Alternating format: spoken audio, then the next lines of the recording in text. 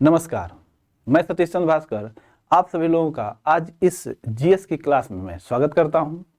जैसा कि हम जानते हैं कि कोई भी प्रतियोगी परीक्षा हो, चाहे आपका आईएएस हो या आपका पीसीएस हो या आपका आरओ एआरओ हो, और आप देखिए बीईओ खंड शिक्षा अधिकारी, और आपका जीआईसी का जो एलटी और पीजीटी होता है, साथ में आपका केवीएस। इन सब में भारतीय संविधान एक महत्वपूर्ण भूमिका निभाता है, क्योंकि इससे प्रश्न आपको अनिवार्य रूप से आते हैं। तो आज का जो थंबनेल आपने देखा है, उस थंबनेल में लिखा गया है कि राजनीति शास्त्र, संविधान और राज्य व्यवस्था की समझ, वो भी कैसी समझ? सामान्य समझ। तो सामान्य समझ का अर्थ है कि हम उसके गहन अध्ययन नहीं करेंगे, हम उससे परिचित होंगे जिससे हमारी बेसिक अंडरस्टैंडिंग समझ विकसित हो सके। क्योंकि इसके अभाव में, जैसे कि कभी कभी हमने देखा है कि संविधान और राज्य व्यवस्था में क्या अंतर है, क्या दोनों एक ही हैं, कि अगर अंतर है तो कितना अंतर है। तो इन सब चीज़ों की शुरुआत हम लोग आज करते हैं, और आप सभी लोग इससे संबंधित जितने भी क्वेश्चन बनते हैं उसको भी आप नोट डाउन करिएगा और कमेंट में उन प्रश्नों को आप जरूर भेजिएगा, ताकि हम अगले लेक्चर में इस पर डिटेल में डिस्कस कर सकें। तो आज हम, जैसा कि आप थंबनेल में लिखा हुआ है, राजनीति शास्त्र, संविधान और राज्य व्यवस्था की सामान्य समझ पे डिस्कस करते हैं। तो एक शब्द है कि पॉलिटिकल साइंस,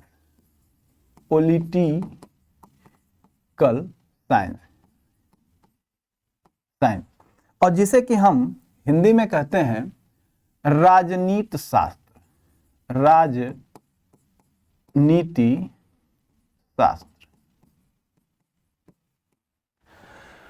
शब्द को देखिए, जो शब्द है यह राजनीति और शास्त्र, मुख्य रूप से देखा जाए तो इसमें 3 शब्द दिखाई देते हैं, और यहां एक शब्द है राज।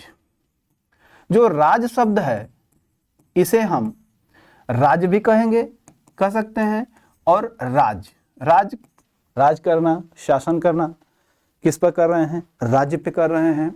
तो यहाँ पे हम जो राज शब्द है उसको 2 रूपों में, या राज्य या राज, इसमें ले सकते हैं। और एक शब्द है आपका नीति। तो जो नीति है इसका अर्थ होता है चतुराई भरी चाल। इसको देखें तो जो इसका अर्थ है वो होता है चतुराई भरी चाल। और जो आपके पास एक शब्द है शास्त्र। तो जो शास्त्र है इसका अर्थ होता है वैज्ञानिक अध्ययन,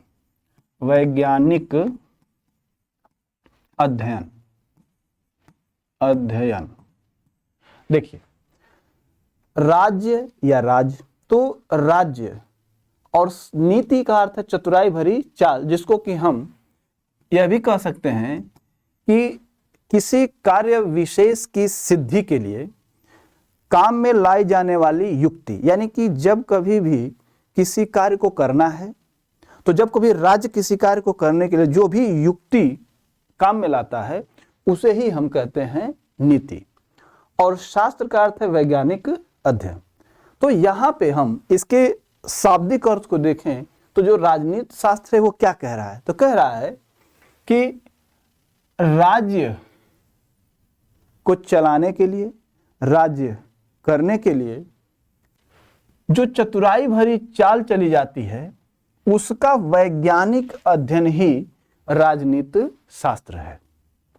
अब यहां पे बात आती है कि राज्य को चलाने के लिए जो काम में लाई जाने वाली युक्ति, यहां पे हम कह सकते हैं काम में लाई जाने वाली युक्ति, यानी कि राज्य को चलाने के लिए काम में लाई जाने वाली युक्ति का वैज्ञानिक अध्ययन ही राजनीति शास्त्र कहलाता है। यहाँ शास्त्र का अर्थ, वैज्ञानिक अध्ययन का अर्थ है कि सिस्टमैटिक नॉलेज। आप राजनीति शास्त्र का भी ले सकते हैं, इतिहास का भी ले सकते हैं, भूगोल का भी ले सकते हैं, अर्थशास्त्र का भी ले सकते हैं। शब्द देखिए, अर्थशास्त्र। जो अर्थशास्त्र है, अर्थ और शास्त्र, अर्थ का अर्थ होता है धन और शास्त्र का अर्थ है वैज्ञानिक अध्ययन, यानी कि धन का वैज्ञानिक अध्ययन ही अर्थशास्त्र है। ठीक उसी तरीके से राज्य का या राज्य को चलाने के लिए चली गई चतुराई भरी चाल का वैज्ञानिक अध्ययन ही अर्थशास्त्र नहीं, सॉरी, राजनीति शास्त्र है। अब देखते हैं कि जो ये शब्द दिया हुआ है राजनीति शास्त्र, तो जो राजनीति शास्त्र है ये सामान्यतः हम इसे, जो राज्य है, यह राज्य दो रूपों में प्रयोग किया जाता है। अर्थात राज्य को अगर हम समझें तो जो राज्य है वह मुख्य रूप से उसके दो भाग कर सकते हैं या दो रूप पाए जाते हैं। तो क्या है, तो यहां पे हम देखें कि जो राज्य है, तो यह राज्य के दो रूप, दो राज्य के कितने, दो रूप में प्रयोग करते हैं। या इस तरह से कहें कि जो आपका राज्य है उसे हम दो रूप में प्रयोग करते हैं। एक रूप होगा हमारा संघ की इकाई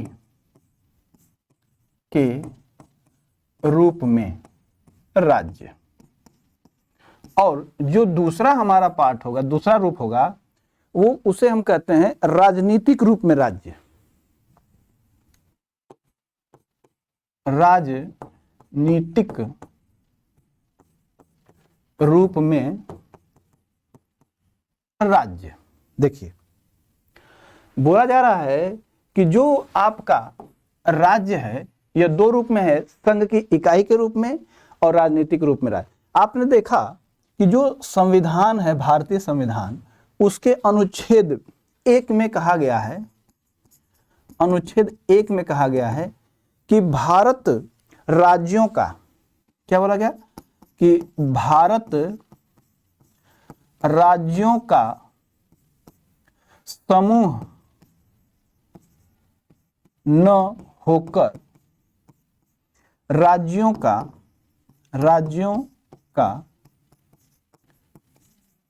संघ है।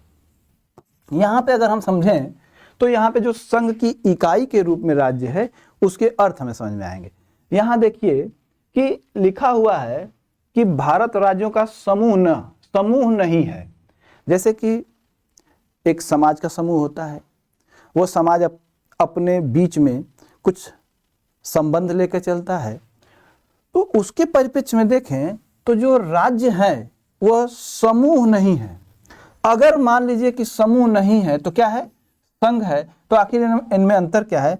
तो जो समूह होता है, तो समूह के जो सदस्य हैं, जैसे कि ये सदस्य मान लीजिए एक समूह है, ये सदस्य हैं, तो जो राज्य के समूह हैं तो समूह के सदस्यों के बीच में आपस में समझौता होता है, आपस में एक दूसरे के बीच में समझौता होता है और ये एक दूसरे से समझौता करके चलते हैं। लेकिन जो राज्यों का संघ होता है, देखिए यह समूह है, एक साथ आपस में समझौता करके हैं एक साथ, लेकिन जो संघ है इसमें एक खूबी होती है कि इनके बीच में समझौता नहीं होता, समझौता नहीं होता, फिर भी वो एक है, यानी कि एक दूसरे से अलग नहीं है, आपस में समझौता भी नहीं किए हैं, फिर भी वो एक हैं, तो संघ है। और समूह में क्या होता है कि एक दूसरे के साथ उनके बीच में समझौता होता है। अब इसको देखें कि जो समूह न होकर संघ है, तो कैसे अनुच्छेद में यह बात कह दी गई। अब कहा जा रहा है कि संघ है, संघ है तो संघ है तो संघ की इकाई के रूप में राज्य, और एक है आपका राजनीतिक रूप में राज्य। तो जो संघ की इकाई के रूप में राज्य है, इसको समझें अगर कि किसे हम संघ की इकाई के रूप में राज्य कहेंगे, तो जो संघ की इकाई के रूप में आपका राज्य है, इसके मुख्यतः 3 अंग हैं। देखिए कितने अंग हैं मुख्यतः इसके? 3 अंग होते हैं, 3 अंग। वे कौन कौन से मुख्यतः इसके 3 अंग हैं? 1, 2 और ये आपका 3। क्या क्या? एक होगा आपका जनसंख्या, एक होगा आपका इसमें भूभाग, और एक है आपका सरकार। देखिए, तो जो जनसंख्या है, पॉपुलेशन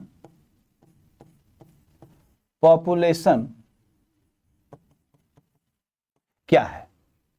तो अगर किसी भी राज्य में जनसंख्या का होना आवश्यक है, कोई भी विशेष क्षेत्र है तो वहां का जनसंख्या होना आवश्यक है। बिना जनसंख्या के कोई भी राज्य की कल्पना की नहीं जा सकती। और जो ये जनसंख्या है, यह किसी राज्य के, ये कहें कि यह एक वैयक्तिक तत्व है। वैयक्तिक तत्व यानी कि व्यक्तिगत तत्व है, व्यक्ति से जुड़ा हुआ शब्द है। तो किसी भी राज्य की जो जनसंख्या होती है, वह जनसंख्या को हम वहाँ की जनता के रूप में देखते हैं और वहाँ के नागरिक के रूप में देखेंगे। यानी कि जो जनसंख्या है वो जनता और नागरिक, पब्लिक और सिटीजनशिप, जिसको कि हम सिटीजनशिप कहते हैं, तो नागरिक और जनता के रूप में उस जनसंख्या को हम देखते हैं। क्योंकि हम यहाँ सामान्य परिचय कर रहे हैं, तो जनसंख्या में नागरिकता के क्या अधिकार हैं, नागरिक बनने के लिए क्या क्या योग्यता चाहिए, कोई व्यक्ति जनता है वह नागरिक कब बनेगी, इन सब चीज़ों का डिस्कशन आगे के वीडियो लेक्चर में करेंगे। क्योंकि यहाँ पे हम लोगों का टॉपिक जो है सामान्य परिचय, तो यहाँ पे हमें देखना है कि राजनीति शास्त्र किसे कहते हैं। तो राज्य के 3 इकाई में जनसंख्या ये होती है। दूसरा भाग है भूभाग, टेरिटरी, जिसको कि हम कहते हैं टेरिटरी। ये भूभाग क्या है? जो ये भूभाग है, यह राज्य का, कह सकते हैं कि ये भौतिक तत्व है। जनसंख्या जो है वो राज्य का व्यक्तिगत तत्व है या वैयक्तिक तत्व है, और भूभाग जो है वो उसका भौतिक तत्व है। भौतिक तत्व, जैसे कि किसी भी क्षेत्र या किसी भी राज्य की बात करें तो उसका एक निश्चित भूभाग होगा। निश्चित भूभाग, या तो वो प्राकृतिक जैसे कि पर्वत पठारों से वो भूभाग बना होगा, उसकी सीमाएं बना दी गई होंगी, उसकी सीमाएं नदियों के माध्यम से भी हो सकता है। और इसका अर्थ यह है कि जो भूभाग होता है वो एक निश्चित सीमा को प्रदर्शित करता है, और उसके अंदर रहने वाले होती हैं जनसंख्या। यानी कि राज्य में संघ की इकाई के रूप में जो राज्य है, जनसंख्या है और भूभाग है। तो भूभाग का मतलब ये नहीं है कि केवल स्थल भाग ही आएगा। भूभाग में उस क्षेत्र का या विशेष राज्य के जल क्षेत्र भी आएंगे और आकाश का क्षेत्र भी आएगा। यानी कि अगर कोई भूभाग है तो इतना एरिया है, तो इसका ये अर्थ है कि आप इस क्षेत्र में जो जल भाग है उस पर भी उसी राज्य का अधिकार होगा, और इसके आकाश यानी ऊपर भी, नभ में भी उसी राज्य का अधिकार क्षेत्र होगा। यानी कि जैसे कोई भारत है तो भारत के ऊपर से कोई जहाज बिना समझौते के ले नहीं जा सकता। अगर ले भी जाता है तो फिर उसके ऊपर जो भी कार्रवाई होगी वो कानून देखी जाएगी। लेकिन यहाँ पे हम समझते हैं कि भूभाग में जल, स्थल और नभ, ये तीनों चीजों को हम रखते हैं। अगला बिंदु है सरकार, गवर्नमेंट। गवर्नमेंट की बात करते हैं। तो जो गवर्नमेंट है यह किसी राज्य का संगठनात्मक तत्व होता है। इसको ऐसे देखें, कैसा है ये? संगठनात्मक तत्व है। और जो सरकार होती है वह अपने राज्य विशेष क्षेत्र में, यानी कि जो जनसंख्या है और किसी भूभाग में रह रही है, तो उस भूभाग में रहने वाली जो सरकार बनी हुई है वह सरकार इस जनसंख्या के इच्छाओं की पूर्ति करती है। यह सरकार जब इच्छाओं की पूर्ति करती है अपने देश की जनसंख्या की, तो वह उसके लिए कुछ प्रावधान बनाती है। प्रावधान का अर्थ है कि वह कैसी सरकार हो वहाँ पे। जैसे कि आप देखते हैं कि राजतंत्र, लोकतंत्र, जनतंत्र, निरंकुश तंत्र, इस तरीके की वहाँ पे शासन व्यवस्था है, उस तरीके का तंत्र है। और उसमें अगर देखा जाए तो वो जो सरकार होती है उसको भी भाग किया जा सकता है, विधायिका, कार्यपालिका, न्यायपालिका। तो ये जो सरकार के अंग हैं, सरकार के तत्व हैं, यह किसी भी चीज को, या ये कहें कि जो राज्य होता है पहले वह अमूर्त रूप होता है उसका। अमूर्त यानी कि कोई उसका रूप नहीं होता है, भले ही जनसंख्या हो, भूभाग हो, लेकिन वह एक्चुअल में वो अमूर्त रूप है, किसी का कोई नियंत्रण नहीं है। कैसे वो राज्य चलेगा इसकी बात नहीं की जाती। लेकिन जैसे ही वहां पे सरकार का गठन हो जाता है तो वह जो क्षेत्र विशेष होता है वह अब मूर्त रूप में आ जाता है। मूर्त रूप का अर्थ है कि एक विशेष प्रणाली आ जाती है। कैसे वहां पे देश सरकार चलाएगी, शासन व्यवस्था कैसे चलेगी, वहां के लोगों के अधिकारों की रक्षा कैसे होगी, ये सारी चीजों के माध्यम से जो पहले अमूर्त था अब वह मूर्त रूप में वर्णित या परिणित हो जाता है। तो इसका अर्थ है कि सरकार किसी राज्य के अमूर्त चीज को मूर्त रूप प्रदान करती है और वह वहां की जनसंख्या की इच्छाओं की पूर्ति भी करती है। तो यह है संघ की इकाई के रूप में राज्य। यहां पे देखें कि जो संघ की इकाई के रूप में राज्य है, जनसंख्या, भूभाग और सरकार, ये इसके मुख्य रूप से 3 अंग हैं। अब जैसे देखा जाए कि संघ तो भारत राज्यों का संघ है, अभी आपने देखा अनुच्छेद 1 में, तो भारत जो है वह राज्यों का संघ है। तो जब यह राज्यों का संघ है तो उसमें इन 3 चीजों का होना आवश्यक है। तो यहां पे जैसे आप देखें कि उत्तर प्रदेश, तो जो उत्तर प्रदेश है यह देखिए इसके पास जनसंख्या है, इसके पास एक निश्चित भूभाग है और यहां पे एक सरकार है। तो जो राज्यों के संघ की बात की गई, तो जो आपके पास उत्तर प्रदेश है, बिहार है, महाराष्ट्र है, ये जितने भी राज्य हैं ये सभी राज्य संघ की इकाई के रूप में राज्य हैं। अर्थात भारत राज्यों का संघ है और उस संघ की एक छोटी जो इकाई होती है, वैसे उत्तर प्रदेश हो गया, जैसे बिहार हो गया, पश्चिम बंगाल हो गया, ये जो राज्य हैं ये राज्य संघ की इकाई के रूप में जाने जाते हैं। तो आगे देखते हैं, अगला जो बिंदु है ये संघ की इकाई के रूप में राज्य। अब देखते हैं कि जो राजनीतिक रूप में राज्य हैं उसकी क्या विशेषता है। तो जो राजनीतिक रूप में राज्य हैं इसके भी अंग हैं। तो मुख्य रूप से इसके कौन से अंग हैं? 4 अंग हैं इसके। वे 4 अंग कौन कौन से? सबसे पहले यहां पे आपने देखा जनसंख्या, जनसंख्या है, पॉपुलेशन, भूभाग यानी कि टेरिटरी, और आपने देखा सरकार, सरकार, गवर्नमेंट। अब यहां पे देखें कि जो राजनीतिक रूप में राज्य होगा उसमें एक चीज जुड़ जाती है। क्या जुड़ती है? वो है संप्रभुता, संप्रभुता। तो ये जो संप्रभुता है, सोवरेन, सोवरेन यानी कि संप्रभुता। तो जो संप्रभुता होती है इसको देखा जाए तो किसी भी राज्य का यह होता है प्रमुख अंग, यानी कि ये होती है सर्वोच्च शक्ति, सर्वोच्च शक्ति। और संप्रभुता का अर्थ अगर सामान्य रूप से देखा जाए तो जो सर्वोच्च शक्ति का अर्थ है कि कोई भी राज्य जिसके पास संप्रभुता है वो राज्य किसी के अधीन नहीं है, वह अपना निर्णय लेने के लिए स्वतंत्र है, वह किसी दूसरे राष्ट्र से समझौता करके उसके क्षेत्र को अपने अधिकार क्षेत्र में कर सकता है अगर संप्रभुता है तो।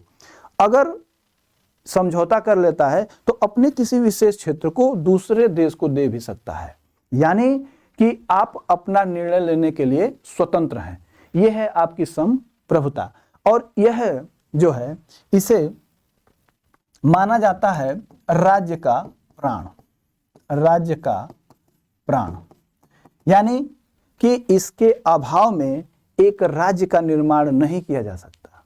अर्थात कि अगर किसी को राजनीतिक रूप में राज्य होना है, किसी क्षेत्र विशेष को राजनीतिक रूप में राज्य होना है, तो उसके पास जनसंख्या होगी, भूभाग होगा, सरकार होगी, संप्रभुता होनी चाहिए। अगर संप्रभुता नहीं है तो वह होगा आपका संघ की इकाई के रूप में राज्य। अर्थात इसके उदाहरण को समझें तो जैसा कि हम देख रहे हैं कि भारत को लेते हैं हम लोग सॉरी, भारत को देखिए,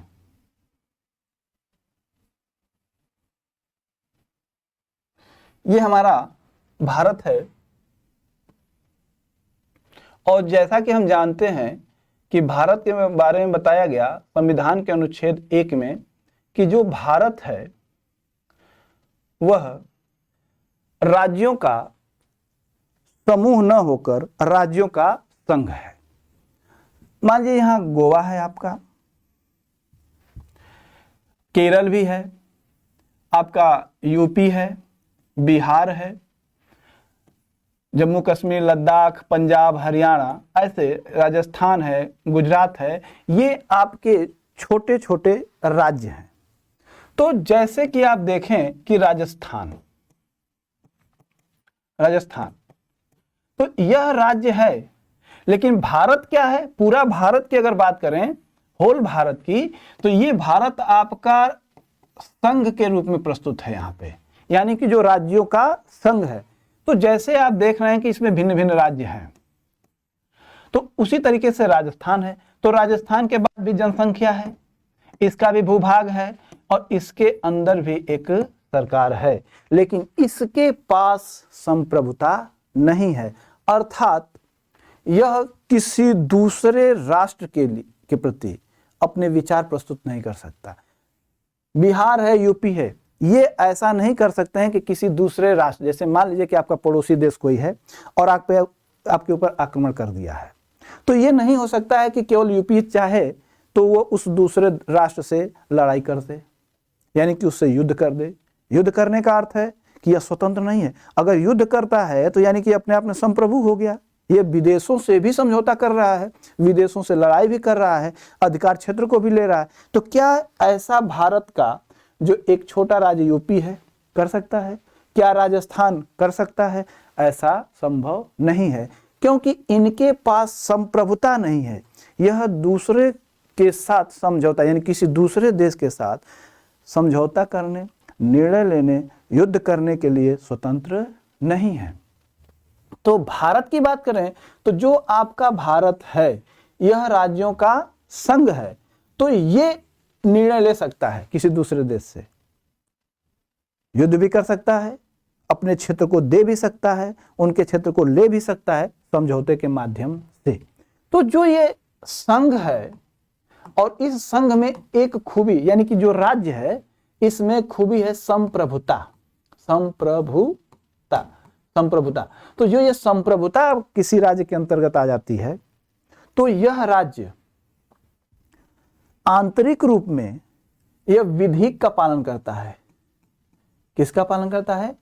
विधि का मतलब कि विधि के द्वारा जो कानून बनाया गया है, आंतरिक रूप से विधि का पालन करता है, लेकिन अंतरराष्ट्रीय रूप में यह स्वतंत्र है। लेकिन कोई भी राष्ट्र पूर्ण रूप से अंतरराष्ट्रीय, यानी कि दूसरे राष्ट्र से स्वतंत्र नहीं हो सकता। यानी कि यह अंतरराष्ट्रीय स्तर पर स्वतंत्र है, लेकिन पूर्ण रूप से स्वतंत्र नहीं, क्योंकि बहुत से ऐसे संगठन जैसे यूएनए हुआ, यूनेस्को हुआ, बहुत सी ऐसी संस्थाएं बना दी गई हैं जो कि आपको पूर्ण स्वतंत्रता नहीं देती हैं, यानी कि आप उसके अंतर्गत काम करते हैं, लेकिन वैसी स्वतंत्रता नहीं कि आप अपने विकास की संभावनाओं को रोक लेंगे। नहीं, विकास की संभावनाओं को करने के लिए आप स्वतंत्र हैं, किसी दूसरे देश से समझौता करने के लिए भी स्वतंत्र है। तो यहाँ पे हम लोग देखते हैं कि भारत के अंदर भी संप्रभुता है, सरकार है, भूभाग है और सरकार और क्षेत्र है। तो इसके आधार पे भारत बना। लेकिन क्या हम भारत के बारे में देखें तो क्या भारत पहले से ही संप्रभु रहा है? तो ऐसा देखें तो जो भारत है वो बहुत पहले से संप्रभु नहीं रहा, यानी कि इसके अंदर संप्रभुता पहले से नहीं रही है। हमारा भारत आजाद हुआ कब? 15 अगस्त 1947 को आजाद हुआ। तो 15 अगस्त 1947 को जब आजाद हुआ तो इससे पहले क्या था? तो यह जो पहले था भारत, वह ब्रिटेन के अधीन था। यानी कि ये कहे कि ब्रिटेन हमारे भारत पे शासन भी करता था और यहाँ के संसाधनों का उपयोग भी करता था। तो जब कोई राष्ट्र किसी दूसरे राष्ट्र, यानी कि अपने मूल को छोड़कर किसी दूसरे राष्ट्र पर जाकर वहाँ के संसाधनों का उपयोग करे, वहाँ पे शासन भी करे, तो ऐसा जो राष्ट्र होता है वो दूसरे राष्ट्र के लिए उपनिवेश कहलाता है। उपनिवेश कहलाता है, यानी कि कॉलोनी कहलाता है। यानी कि 15 अगस्त 1947 से पहले जो भारत था संप्रभु नहीं था। क्या था? उपनिवेश था। किसका उपनिवेश था? तो हमारा जो भारत है वह ब्रिटेन का उपनिवेश था। यानी कि ब्रिटेन भारत पर शासन भी करता था और इसके संसाधनों का उपयोग भी करता था। लेकिन जब भारत 15 अगस्त 1947 को स्वतंत्र हुआ तो उस समय क्या भारत के पास अपना कोई नियम, कायदा, कानून था? सिस्टम से थे, लेकिन बहुत सीमित मात्रा में थे। अधिकतर रेगुलेटिंग एक्ट या ये कहें कि जो शासन व्यवस्था चलती थी भारत की, वो ब्रिटेन के बने हुए कानूनों से चलती थी। इसलिए भारत जब 15 अगस्त 1947 को आज़ाद हुआ तो उस समय तुरंत या स्वतंत्र रूप से अपने शासन के अधीन काम नहीं कर रहा था, यानी अपने कानून व्यवस्था के अधीन काम नहीं कर रहा था। तो भारत का जानते हैं कि हमारा जो संविधान बन के तैयार हुआ वो है आपका 26 जनवरी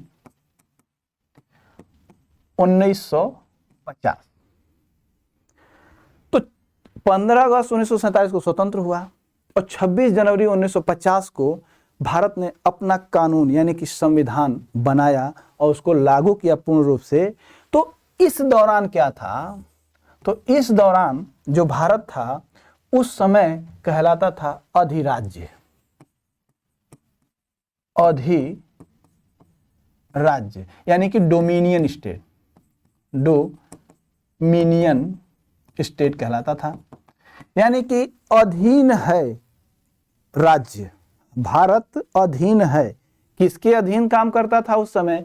ब्रिटेन के बने हुए कानून के अधीन काम करता था। स्वतंत्र हो गया था, संसाधनों का उपयोग नहीं कर रहे थे वो लोग, यहाँ का दोहन नहीं करते थे संसाधनों का, लेकिन उसके बने हुए कानून यहाँ पे लागू थे। यानी कि उस ब्रिटेन के बने हुए कानून के अधीन भारत कार्य कर रहा था, अपनी शासन व्यवस्था कर रहा था। उसी के आधार पर इसे कहा गया कि यह अधिराज्य है, उसके अधीन राज्य है, अधिराज्य है, डोमिनियन स्टेट। लेकिन जब संविधान आपका 26 जनवरी 1950 को पूर्ण रूप से लागू हो गया तो उस समय जो भारत है अब अपना संविधान भी लागू कर लिया, यानी कि अपने बनाए हुए नियम और कायदे कानून के तहत अपने आप को चलाने लगा और संसाधनों का तो दोहन यहीं से रुक गया। तो अब भारत इस समय संप्रभु राष्ट्र हो गया, यानी कि सोवरेन राष्ट्र बना, सोवरेन राज्य बना। तो यहाँ पे हम देखते हैं कि भारत बहुत पहले संप्रभु नहीं था, एक क्षेत्र था, एक देश था, लेकिन राज्य का दर्जा प्राप्त नहीं कर सका था। क्यों? क्योंकि राज्य के लिए जनसंख्या चाहिए, वो थी ब्रिटेन के समय, भूभाग चाहिए, वो भी था, सरकार चाहिए, वो भी थी, लेकिन भारत के पास खुद की संप्रभुता नहीं थी, इसीलिए उस समय वो राज्य नहीं था। तो क्या क्या था उस समय जो भारत था? उस समय था 15 अगस्त 1947 से पहले उपनिवेश था। किसका उपनिवेश था? ब्रिटेन का उपनिवेश था। 15 अगस्त 1947 से 26 जनवरी 1950 तक अधिराज्य था, यानी कि डोमिनियन स्टेट था। और 26 जनवरी 1950 के बाद भारत पूर्ण रूप से संप्रभु बन गया, यानी कि यह अपना निर्णय स्वयं ले सकता है, किसी के अधीन नहीं था। तो जैसा कि हमारा जो टॉपिक था राजनीति शास्त्र, संविधान और राज्य व्यवस्था, तो वहां पे हमने ये देखा कि जो राजनीति शास्त्र है इसमें आपने देखा कि किसी राज्य के लिए जनसंख्या चाहिए, जनसंख्या, भूभाग और सरकार। क्या? जनसंख्या, भूभाग, सरकार और संप्रभुता, इन सभी का वैज्ञानिक अध्ययन ही राजनीति शास्त्र है। तो इसमें हम अध्ययन करते हैं और इसके अध्ययन की हुई चीज को हम संविधान में ले जाकर रखते हैं। तो अब हम राजनीति शास्त्र देख चुके हैं, अब देखते हैं संविधान और राज्य व्यवस्था। चलिए, संविधान और राज्य व्यवस्था। संविधान, कॉन्स्टिट्यूशन, कॉन्स्टिट्यूशन, और यहां पे है आपका राज्य व्यवस्था, यानी कि पॉलिटी। पॉलिटी, आइए देखते हैं। अभी हमने देखा कि जो राजनीति शास्त्र है, तो आप क्या करते हैं कि जनसंख्या, भूभाग, सरकार और संप्रभुता, इन सभी चीजों का आपने राजनीति शास्त्र में अध्ययन कर लिया। तो वहां पे किया गया अध्ययन अब आएगा, आगे बढ़ेगा। तो जैसे ही आपने राजनीति शास्त्र के अंतर्गत अध्ययन कर लिया, अब उसके निचोड़ को, यानी कि जो आपके राष्ट्र के लिए, आपके देश के लिए उचित है, उस अध्ययन की हुई चीज को आप एक जगह इकट्ठा करेंगे, उसको रखेंगे। तो रखने का मतलब क्या है कि वहां से अध्ययन करेंगे और उसको आप संविधान में लाकर अपने राष्ट्र को चलाने के लिए, अपने देश को चलाने के लिए एक दस्तावेज बनाएंगे। और उस दस्तावेज में देश की व्यवस्था कैसे चलेगी, कौन सरकार है, कौन प्रशासनिक व्यवस्था पे काम कर रहा है और कैसी वहाँ की अर्थव्यवस्था है, इन सब चीज़ों को यहाँ पे रखते हैं। यानी कि जो संविधान है, यहाँ पे शब्द को भी देख लीजिए, लिखा गया है संविधान, यानी कि सम प्लस विधान, यानी कि ऐसा विधान, ऐसा नियम कानून जो सब पर समान रूप से लागू हो। तो राज्य व्यवस्था में अध्ययन की हुई चीज को किसी देश विशेष क्षेत्र में समान रूप से लागू करने के लिए संविधान का निर्माण करते हैं। और यह जो संविधान है बनता क्या है? तो यह एक विधिक दस्तावेज है, विधिक दस्तावेज, यानी कि वहां से अध्ययन करेंगे और वहां से लेकर आएंगे नियम कायदा कानून, और उसको जब रखेंगे तो कहलाएगा संविधान। यानी कि संविधान एक विधिक, यानी विधियों का, नियम कायदे कानून का एक दस्तावेज है। और यह दूसरे शब्द में कहे कि एक तरह से यह प्रावधानों का संग्रह, प्रावधानों का संग्रह है, यानी कि विधिक दस्तावेज है। यानी कि इस विधिक में बहुत सारे प्रावधान बनाए गए हैं और उन प्रावधानों का संग्रह है। तो कहेंगे कि संविधान प्रावधानों का संग्रह, यानी कि किसी देश का संविधान कई प्रावधानों का संग्रह है, जिसके आधार पे देश या राज्य, यानी कि देश का शासन चलाया जाता है। यानी कि एक संविधान में उस देश के नियम कायदे कानून को लिखा जाता है और उस लिखी हुई चीज के आधार पर उस देश को चलाया जाता है। तो कह सकते हैं कि संविधान एक विधिक दस्तावेज है, यानी कि यह प्रावधानों का संग्रह है जिसके आधार पर देश को चलाया जाता है। यह क्या है और देखते हैं। तो जो संविधान है, क्या वह किसी एक व्यक्ति पर लागू होता है कि सभी पर लागू होगा? तो यह चीज है कि जब किसी देश का संविधान बनता है तो एक व्यक्ति पर नहीं, पूरे देश की जनसंख्या पर लगता है। अर्थात जो संविधान है यह एक सार्वजनिक जीवन का संचालन करता है। कैसा संचालन? सार्वजनिक जीवन का संचालन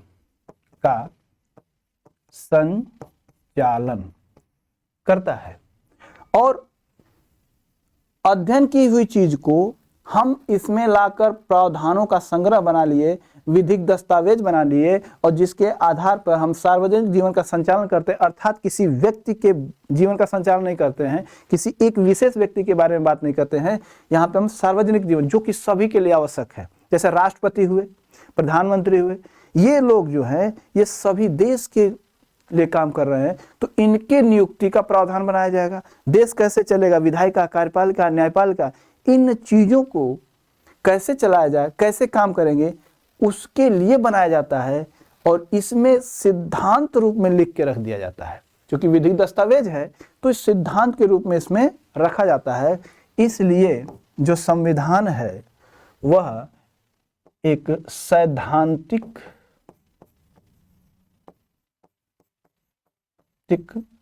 पहलू है या पक्ष है। यानी कि किसी देश का जो संविधान होता है वह सैद्धांतिक पक्ष होता है, यानी कि इसमें दस्तावेज लिख कर रख दिए जाते हैं और इसके आधार पर देश को चलाया जाता है। लेकिन इसमें जिस तरीके से कानून बना दिया गया, अगर उस तरीके से कानून नहीं चल रहा है, उसमें कोई समस्या उत्पन्न हो जाती है, तो उस समस्या को दूर करने के लिए सरकार निर्माण करती है अपने आप को और उसमें कुछ परिवर्तन करती है। तो संविधान में जो चीजें हैं उसका व्यवहारिक रूप में अगर नहीं पालन हो पा रहा, तो व्यवहारिक रूप में लाने के लिए ही हमें राज्य व्यवस्था की आवश्यकता पड़ती है। यानी कि जो राज्य व्यवस्था है, इसके जो जड़ है, या ये कहें कि इसका जो मूल है, वह मूल आपका क्या है? संविधान है। और इस मूल में जो संविधान है, संविधान के व्यवहारिक पहलू आते हैं राज्य व्यवस्था में। यानी कि सरकार का निर्माण करना है, सरकार का संचालन करना है, तो सरकार के निर्माण और संचालन की जो एक निश्चित व्यवस्था, कैसे कह सकते हैं? सरकार के निर्माण व संचालन की जो निश्चित व्यवस्था है,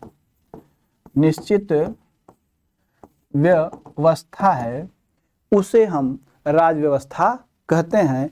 और ये कहें कि इसका जो आधार है वो संविधान ही उस देश का होता है और इसके आधार पर देश की व्यवस्था चलाई जाती है। और यह संविधान का व्यवहारिक पहलू है। कौन? राज्य व्यवस्था।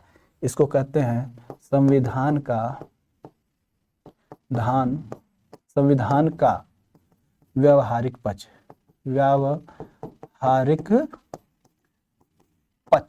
ये बात इंपॉर्टेंट है। व्यवहारिक पक्ष यानी कि कोई कानून बनाया गया, नियम कायदा कानून बनाए गए, वो चल नहीं पा रहे हैं, उसके लिए हम कोई व्यवस्था करेंगे, वो राज्य व्यवस्था करेगा। तो राज्य व्यवस्था करेगा तो वो उसका पक्ष कौन सा होगा? व्यवहारिक पक्ष होगा। यानी कि राजनीति शास्त्र में हम अध्ययन करेंगे, अध्ययन करके वहां से कुछ चीजें लाएंगे और अपने संविधान में लिख देंगे, सैद्धांतिक रूप में बना देंगे। और अगर उसमें कोई समस्या आती है, उसके आधार पर कोई काम नहीं हो पाता है, तो उसको हम व्यवहारिक रूप से लागू करने के लिए किसकी सहारा लेते हैं? राज्य व्यवस्था का सहारा लेते हैं। इन्हीं सब चीजों को हम एक स्लाइड के माध्यम से देखें कि जो हमने देखा है और इसमें और भी चीजें, जैसे राजनीति शास्त्र आपने देख लिया है, इसको आप शॉर्ट स्क्रीन ले लीजिएगा या इसका डिस्क्रिप्शन में लिंक दे दिया जाएगा, उस लिंक के माध्यम से आप इसे डाउनलोड कर सकते हैं। आइए, संविधान और राज्य व्यवस्था, इसके कुछ पहलू जो अभी डिस्कस हुए हैं उसके बारे में बात कर लें। तो जो संविधान और राज्य व्यवस्था है, इसमें मुख्य रूप से अभी भी देखा गया कि जो आपका संविधान है वह प्रावधानों का संग्रह है और जिसके आधार पर देश का शासन चलाया जाता है। और इस देश के शासन में देखा जाए तो किसका संचालन होता है? सार्वजनिक जीवन का संचालन होता है, और यह वैयक्तिक नहीं, यानी किसी निजी जीवन से संबंधित नहीं होता, यह सार्वजनिक जीवन से संबंधित होता है। जैसे प्रशासन, राजनीति, कानून, शिक्षा, अर्थव्यवस्था, ये सभी चीजें संविधान में सैद्धांतिक रूप में लिखी जाती हैं, इसीलिए इसे कहते हैं संविधान को, यह राज्य का सैद्धांतिक पक्ष है। ठीक उसी तरीके से आए राज्य व्यवस्था, जैसा कि आपने देखा, डिस्कस किया कि यह राज्य व्यवस्था का जो मूल आधार है वो उस देश का संविधान है। इसमें मूलतः 3 तत्व शामिल होते हैं। किसमें? राज्य व्यवस्था में। कौन कौन? संसद के कानून, न्यायालय के निर्णय और संवैधानिक संस्थाएं। और चूंकि इसमें ये कानून, इसमें जो कमियां होती हैं उनको दूर करने के लिए बनाए जाते हैं, इसलिए इसको कहते हैं इसका व्यवहारिक रूप। किसका? संविधान का व्यवहारिक रूप। अब हम यहां तक डिस्कस कर चुके, अब आते हैं कि संसद के कानून और संविधान, इनमें मुख्य अंतर क्या है उसको देखें तो हम लोग का जो कॉन्सेप्ट है संविधान और राज्य व्यवस्था वो आसानी से क्लियर और हो जाएगा। जैसे कि सैद्धांतिक पक्ष है, संविधान के अनुच्छेद 15 में क्या कहा गया है? धर्म, मूलवंश, जाति, लिंग या जन्म स्थान के आधार पर विभेद नहीं करेगा।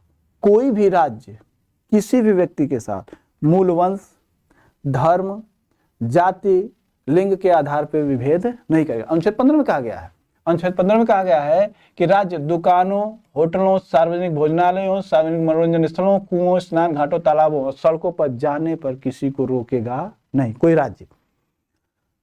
15(3) में कहा गया कि राज्य के द्वारा महिलाओं, बच्चों के उत्थान के लिए विशेष प्रावधान, समानता के अधिकार का उल्लंघन नहीं होगा। अगर कोई महिला है, बच्चे हैं और इनके लिए राज्य कोई विशेष प्रावधान करता है तो वह समानता के अधिकार का हनन नहीं कहलाएगा। ये है आपके सैद्धांतिक पक्ष, संविधान में लिख दिया गया। लेकिन अगर यह लागू नहीं हो पाता सही तरीके से, तो आपने देखा है अभी कि संविधान के व्यवहारिक रूप में एक बात है कि इसमें संसद के कानून आते हैं। तो संसद का कानून क्या है कि अगर इनका उल्लंघन होता है तो संसद कानून बनाएगी और उस कानून के माध्यम से वह उन चीजों को लागू कराएगी, यानी कि व्यवहारिक रूप में लागू कराएगी। कैसे इन्होंने किया है कि जब कभी भी अनुच्छेद 15 के इन अधिकारों का हनन होता है तो संसद कानून बनाती है और उसको व्यवहारिक रूप में लागू करते हैं। कैसे कैसे? समय समय पर इन्होंने कानून बनाए। जैसे नागरिक संरक्षण अधिनियम 1955, SC/ST अत्याचार निवारण अधिनियम 1989, हिंदू उत्तराधिकार अधिनियम 1956, मातृत्व लाभ अधिनियम 1961, कार्यस्थल पर महिला यौन उत्पीड़न अधिनियम 2013, दिव्यांग जन अधिकार अधिनियम 2016 और मानसिक स्वास्थ्य अधिनियम 2017। यानी कि जो मूल अधिकार प्राप्त हैं और उन अधिकारों का अगर हनन होता है, सैद्धांतिक रूप में लिख दिया गया संविधान में, लेकिन अगर उसका हनन होता है तो संसद कानून बनाकर व्यवहारिक रूप में उसको लागू करा सकती है और कराती भी है। इसी तरीके से देखें, अनुच्छेद 19 में 6 स्वतंत्रताओं की बात की गई है। भाषण एवं अभिव्यक्ति की स्वतंत्रता, शांतिपूर्ण हथियार रहित यानी कि बिना हथियार के हम सम्मेलन कर सकते हैं, इसकी स्वतंत्रता मिली हुई है। संघ या सहकारी समिति बनाने का अधिकार मिला हुआ है। हमें राज्य क्षेत्र में आबाद कहीं भी संचरण घूमने फिरने का अधिकार है और भारत के किसी भाग में निवास करने का और वहाँ पे बसने का भी अधिकार है, व्यवसाय या व्यापार करने का भी अधिकार है। यानी कि हमें संविधान के अनुच्छेद 19 में ये स्वतंत्रताएं दी गई हैं, और अगर इन स्वतंत्रताओं का किसी तरीके से अगर हनन होता है तो हम राज्य व्यवस्था के तहत कुछ न्यायालय के निर्णय दिए गए, उन निर्णय के आधार पर हम अपनी स्वतंत्रताओं का हनन रोक सकते हैं। तो कैसे न्यायालय ने कानून बनाए? न्यायालय के निर्णय, प्रेस की स्वतंत्रता दी गई, न्यायालय ने दिया। इंटरनेट मौलिक अधिकार बनाया गया, और इंटरनेट मौलिक अधिकार बनाने वाला केरल राज्य 2019 में पहला राज्य भी बना, और संयुक्त राष्ट्र मानवाधिकार परिषद ने भी इसे मौलिक स्वतंत्रता करार दे दिया है, किसे? इंटरनेट के अधिकार को। आगे देखें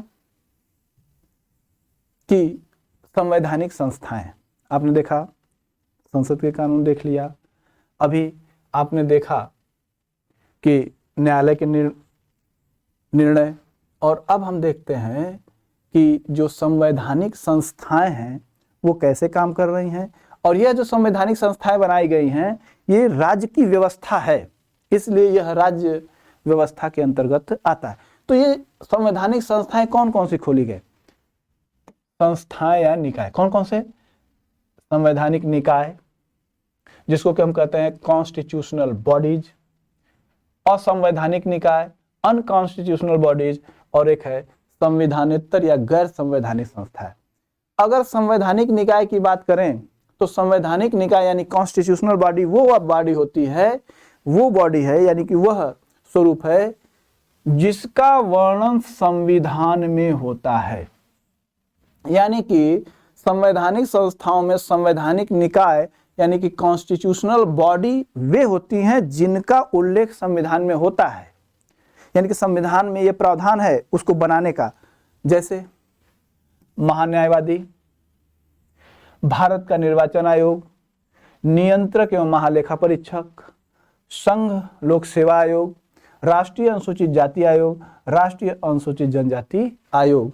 तो ये जो संविधान में निकाय बनाए गए संवैधानिक निकाय, इनका संविधान में उल्लेख है, और उल्लेख है इस वजह से इनका निर्माण किया गया है, तो ये है संवैधानिक निकाय।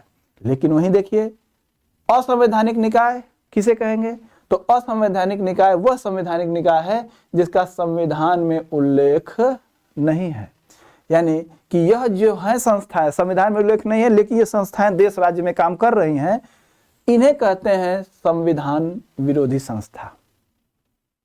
जैसे अल्फा, अलकायदा, और भारत में जो बहुत से नक्सली संस्थाएं चल रहे हैं, वे नक्सली संस्थाएं भी कैसी हैं? असंवैधानिक निकाय। इनका संविधान में उल्लेख नहीं है लेकिन ये संस्था बनाकर राज्य विशेष क्षेत्र में कार्य कर रहे हैं और यह संविधान की विरोधी कार्य करते हैं। तो ये असंवैधानिक निकाय। लेकिन वहीं पे संविधानेतर संस्था किसे कहेंगे? तो इनका संविधान में उल्लेख नहीं है लेकिन यह संविधान विरोधी भी नहीं है, यानी कि संविधानेतर संस्थाओं का संविधान में जिस तरह से इनका उल्लेख है, इनका वहां उल्लेख नहीं है लेकिन इनका निर्माण किया गया है, और यह संविधान का विरोध भी नहीं करती हैं।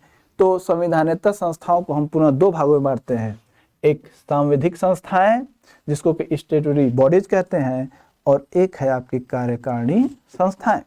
तो जो सांविधिक संस्थाएं हैं इसके बारे में कि संसद ने कानून बनाकर इसकी स्थापना की है, राष्ट्रपति या राज्यपाल द्वारा नहीं। जैसे राष्ट्रीय अल्पसंख्यक आयोग, राष्ट्रीय मानवाधिकार आयोग, राष्ट्रीय महिला आयोग, राष्ट्रीय पिछड़ा वर्ग आयोग। तो ये जो संस्थाएं हैं ये सांविधिक संस्थाएं हैं और इनका संविधान में उल्लेख नहीं है लेकिन संविधान के उद्देश्यों की प्राप्ति में सहायक है। उसी तरीके से एक है कार्यकारी संस्थाएं, एग्जीक्यूटिव बॉडी, मंत्रिपरिषद की सलाह पर इनका स्थापना की जाती है। प्रधानमंत्री हैं, उनकी मंत्रिपरिषद है, इनकी सलाह से इनकी स्थापना की जाती है। जैसे योजना आयोग पहले चलती थी, आज है वहां पे नीति आयोग। तो यहाँ पे हमने देखा कि क्या राजनीति शास्त्र है और संविधान और राज्य व्यवस्था, इनमें हम लोगों ने मुख्य अंतर देखा। तो क्या देखा कि राजनीति शास्त्र में हम अध्ययन करते हैं किसी राज्य के जनसंख्या, भूभाग, सरकार और संप्रभुता का, और उसको संविधान में सिद्धांत के रूप में लिखते हैं, रखते हैं, और अगर उसमें संविधान के अनुसार काम नहीं होता है तो उसको व्यवहारिक रूप में कुछ संशोधन करके राज्य व्यवस्था में लाते हैं। तो यहाँ पे हम लोग आज देखें कि मुख्य रूप से संविधान, राज्य व्यवस्था और राजनीति शास्त्र में क्या अंतर है। अगले वीडियो में हम लोग आगे के क्रम को बढ़ाते हुए अब हम संविधान का निर्माण भारत में कैसे हुआ, उसकी विकास की क्या अवस्थाएं हैं और भारत के संविधान की विशेषताएं, और इसके साथ हम इसको आगे चलेंगे डिस्कस करते हुए। तो हम लोग इसी बात के साथ इस क्लास को बंद करते हैं, लेकिन इसका जो डिस्क्रिप्शन में लिंक दे दिया जाएगा, आप उसके PDF को डाउनलोड कर लीजिएगा, और प्री के साथ साथ मेंस में हम कैसे लिखेंगे इसको भी थोड़ा ध्यान दीजिएगा कि क्या हम इस तरीके से लिखते हैं तो उस मेंस में सहायक होगा। अपनी बातों को यहाँ पे कह सकते हैं, कहते हैं कैसे, कमेंट के माध्यम से। इसलिए आप सभी लोगों को मैं फिर इसी वीडियो के साथ आप लोगों से विदाई लेता हूँ। मिलते हैं अगले वीडियो के साथ। धन्यवाद।